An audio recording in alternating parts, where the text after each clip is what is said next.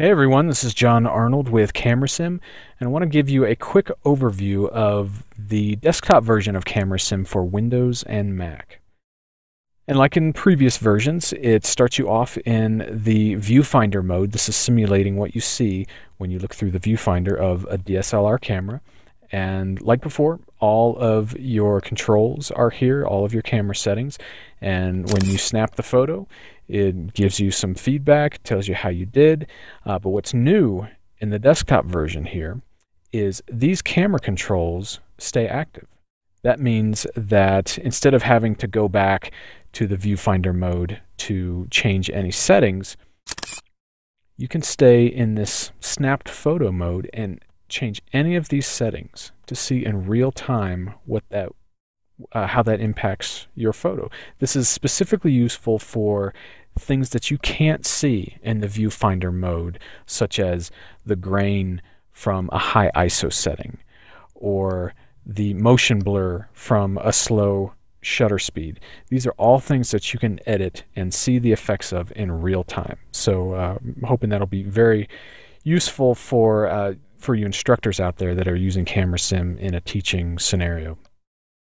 So whether you're in the preview mode or the snapped photo mode, all of these controls, you can fiddle with those till your heart's content.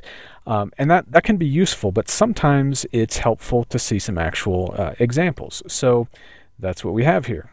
Clicking on the examples wipes everything away, and it shows you a handful of different settings that you can play around with. Some of these give you good photos, some sort of middle of the road photos, and some sort of bad. So if you pick a bad photo here, it loads up the settings here and allows you to snap the photo, and you can see the results that you get. Sometimes they're good, sometimes they're bad, but when they're bad, it will give you some detailed feedback about maybe what you could have done better to get a better photo. So also there is some help here. By clicking help, it kind of takes you into this different mode where if you touch any of the controls here, it's going to give you some helpful explanations about what each one of these do.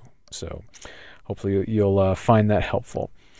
And lastly, because this is a windowed application now, you of course have the ability to place this and size it however you want, whatever makes sense for your viewing usage there.